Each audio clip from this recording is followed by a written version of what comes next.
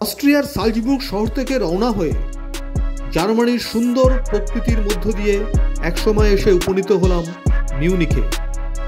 এই সেই মিউনিখ শহর। একটা সময় এই মিউনিখ শহরই ছিল বাভেরিয়ার রাজধানী। 1158 সালে প্রতিষ্ঠিত হয় এই শহর। বিখ্যাত অক্টোবর ফেস্টের জন্য এই শহরের খ্যাতি রয়েছে। একটা সময় বাভেরিয়া ছিল জার্মানির একটি স্বতন্ত্র রাজতন্ত্র। পরবর্তীকালে এটি জার্মানির সঙ্গে যুক্ত হয়। বর্তমানে বাভেরিয়া জার্মানির একটি অন্যতম বৃহত্তম প্রদেশ।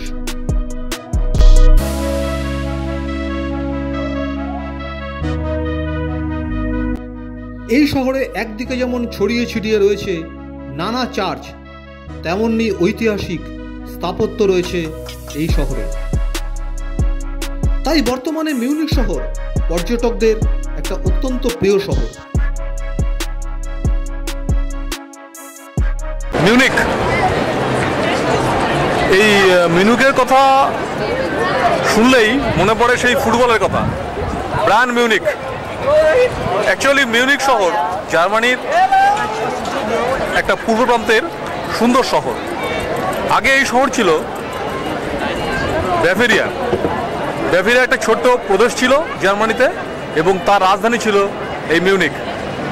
আমি অস্ট্রিয়ার সালজবুর্গ থেকে চলে এসেছি মিউনিখ শহরে।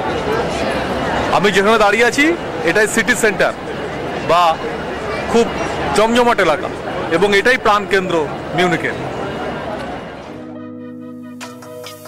চলে এলাম মিউনিখের সেন্টারে, মেরিন প্লাস স্কোয়ার। প্রায় 900 বছরের প্রাচীন স্কোয়ারে রয়েছে টাউন হল।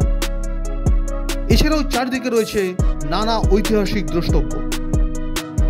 পর্যটকদের অত্যন্ত প্রিয় জায়গা এই স্কোয়ার।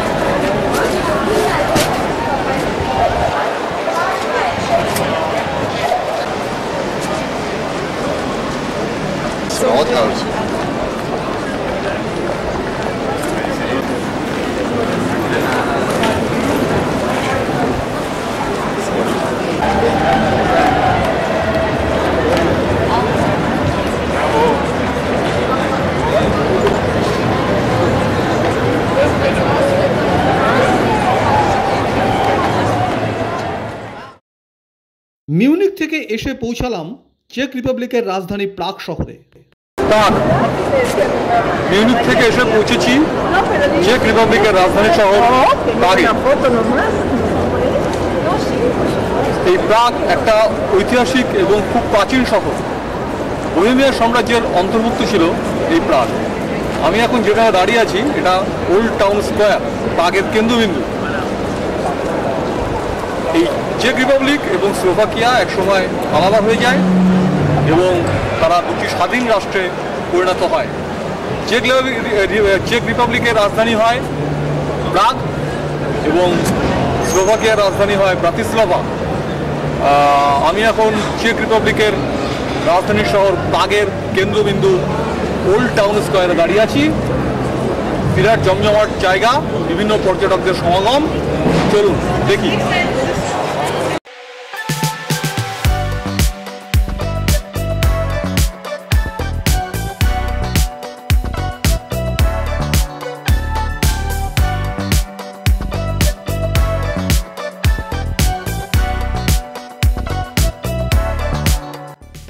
তবে প্রাগ ভ্রমণ শুরু করা উচিত ওল্ড টাউন স্কোয়ার থেকেই। এখানেই রয়েছে নানা ঐতিহাসিক দ্রষ্টব্য।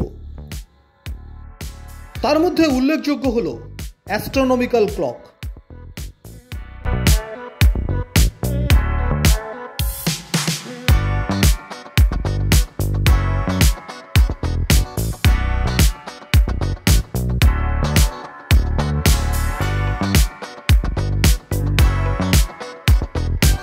এখানকার জুইস কোয়ার্টারও বেশ গুরুত্বপূর্ণ।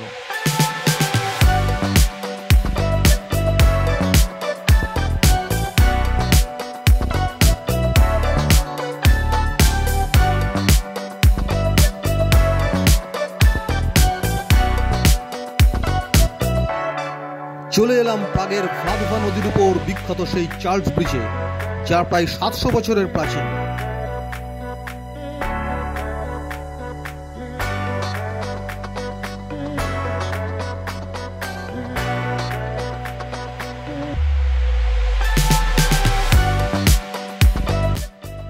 তবে সবচেয়ে বিখ্যাত ভ্লাদভা নদীর তীরে অবস্থিত এই প্রাগ ক্যাসেল।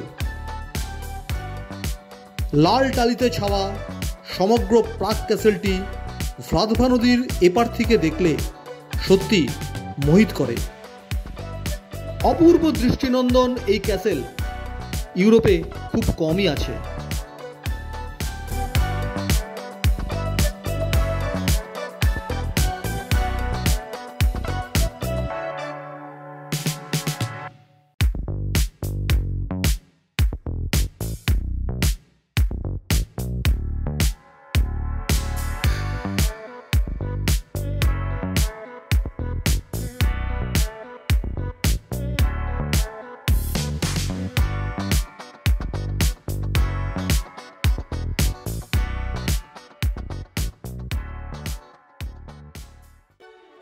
চলে এলাম প্রাগ ক্যাসেলে।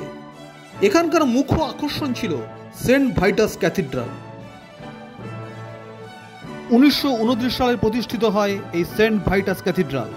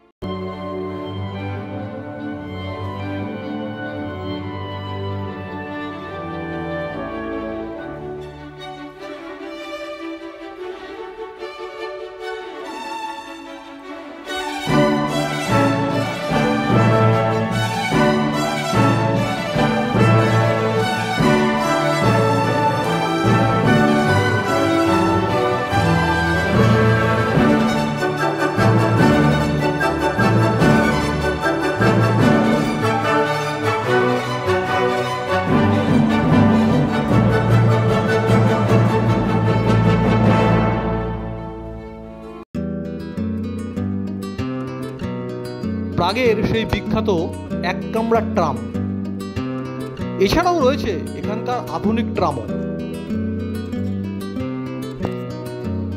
আধুনিক ট্রামে চেপে সারা প্রাগ শহর কিন্তু খুব ভালোভাবেই দেখে নেওয়া যায়।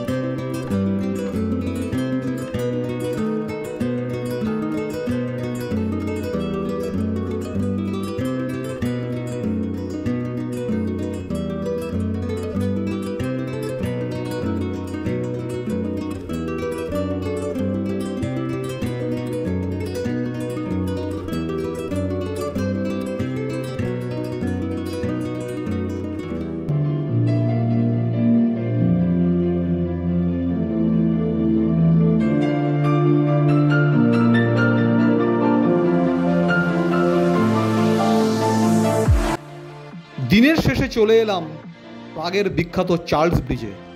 এখান থেকেই একবার দেখে নিলাম প্রাগ ক্যাসেলকে।